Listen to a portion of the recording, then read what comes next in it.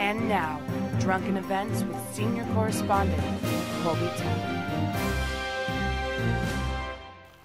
Thank you for joining us for Drunken Events. I'm your host, as you heard, senior drunken correspondent Colby Tapp. It's a very special episode because I am very specially drunk.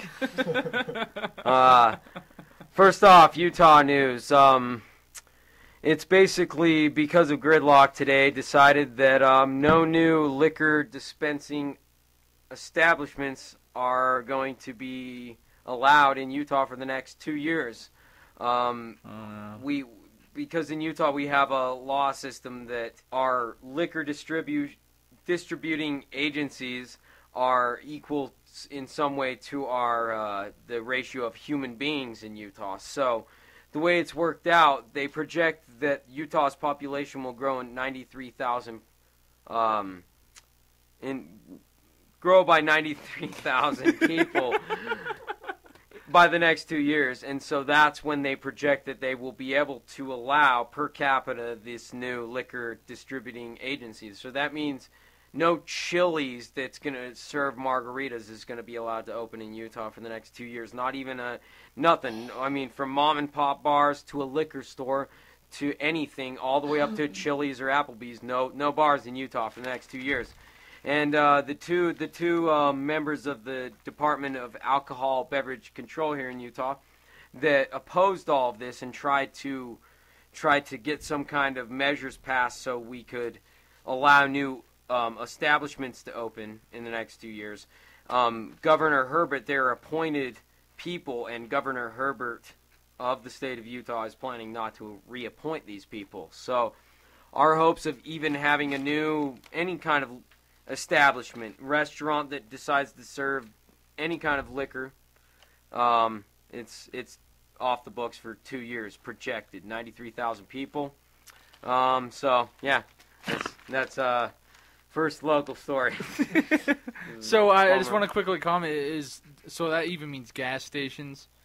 Well, no, liquor. It's hard liquor. It's okay. like mixed drinks, anything like that. A liquor store, a bar, Chili's. If they want to serve a margarita, they cannot open a new Chili's for the next year. Unless they put up like the 8-foot wall between the bar. There's like different permits. But even this, this is the predominantly deciding factors that there are, according to Utah's legislators, there are too many bars for too many people. And you want to know the amazing fact, and I've known this for a minute, the only city in the state of Utah that breaks these rules, that breaks the laws, you are not allowed to have 2 liquor distributing establishments on any block front anywhere in the state of Park Utah. City, Main Street. Park City Main Street is the single exception. Thank you. So it's really amazing to think Street? about. Main Street, Park City is the only exception to the entire state of Utah. There is no more than 2 liquor distributing agencies on any block front in Utah besides Main Street. That's not it. State Street though. State Street doesn't have block front per block front. No, there isn't. Does that mean they can be across the street though? Yeah, it does totally.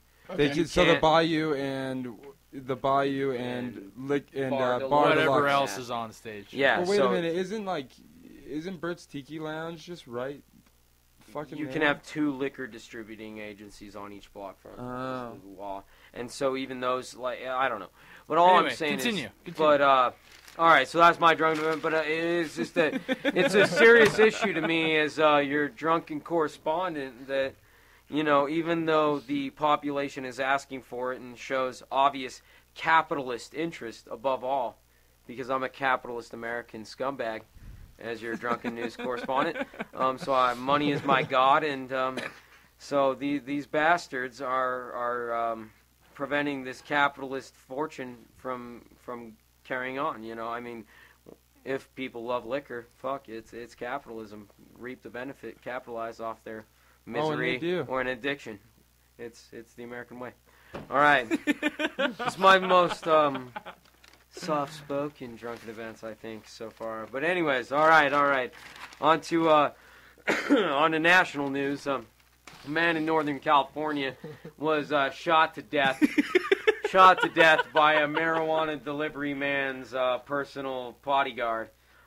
These guys thought it would be a good idea. The man who died, in fact, was 20 years old. He thought it was a good idea to try to arm rob. I don't know how you say it. I'm drunk.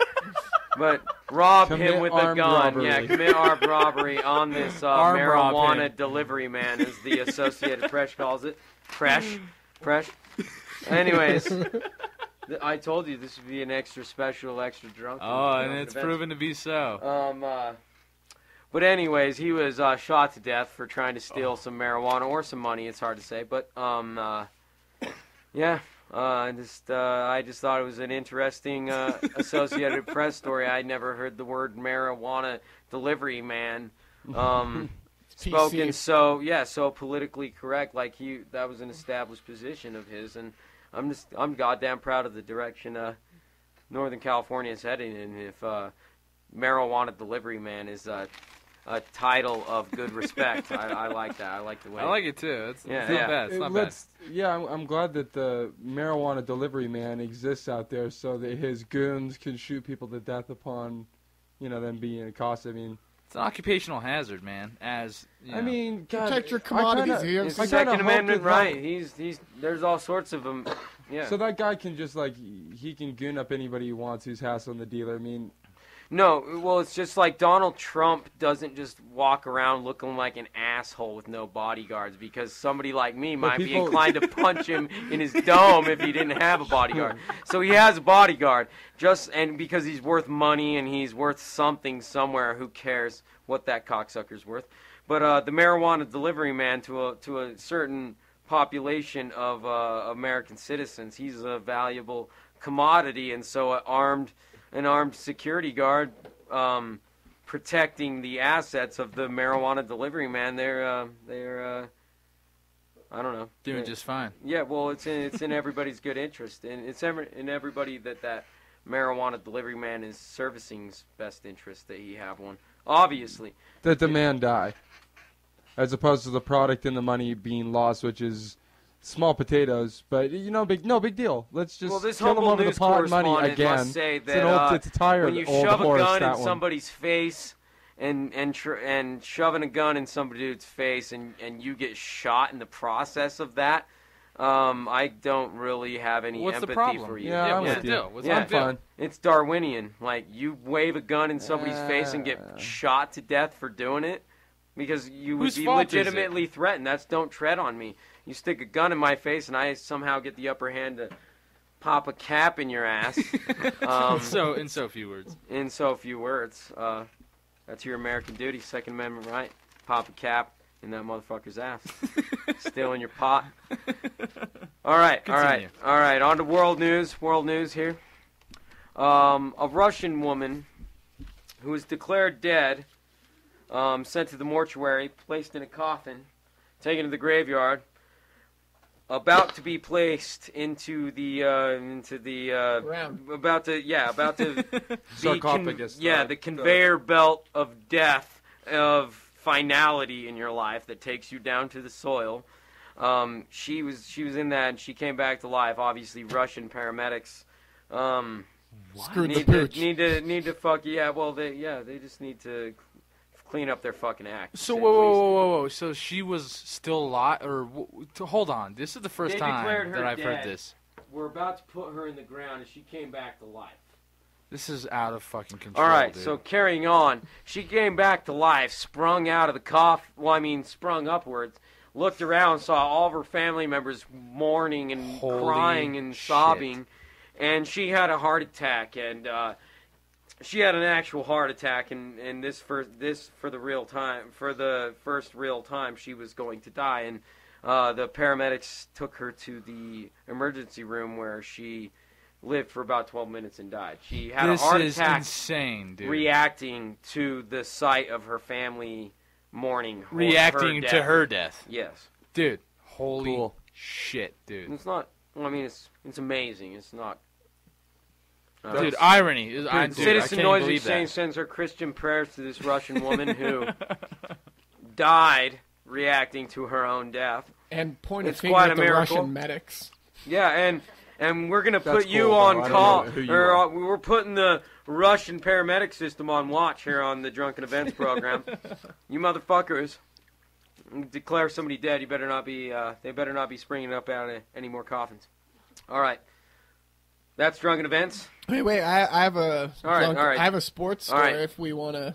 Yeah, junior sports analyst. Drunken sports analyst. Today in Kansas City, 2 consecutive hole-in-ones were hit on a golf course in match play, and the odds are 17 million to 1 that ever happens. Wow. As always, I don't care. That's But thank you. incredible, man. Thank you. 17 million to 1? That's incredible odds, dude. Imagine putting a penny on that puppy. That's a whole lot of white guys on golf courses throughout the years to Yeah. make that happen. Doing math on hole-in-ones.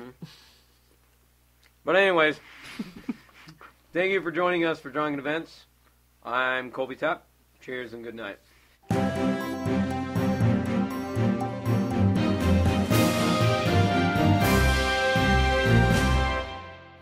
Thank you again, Colby, for another excellent segment.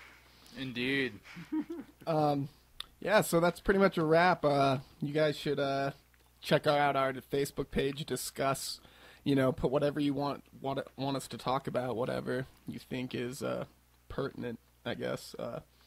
Also check us out on YouTube, Citizen Noise Exchange. And, today's liquor and beer provided by Mormons for Submissive Gentiles. Woo! Thank you, Mormons, for submissive Gentiles. We obey your corporate demands. And as always, my name's Gaston Arbitro. Go to the YouTube page, subscribe, like, comment, do whatever you got to do, and we'll get back to you. We're really good about that. So thanks for tuning in. Thank you for joining us. I'm Colby Tapp. I just like to say that I welcome and appreciate any and all hate mail and comments. I encourage anybody to just comment. I'd love to talk about it. I'd love to address you and make you part of the show. Thank you. Beautiful. I'm going to just pass the whole show on to Percy Teabagger. And, Percy, what do you got to say? Percy.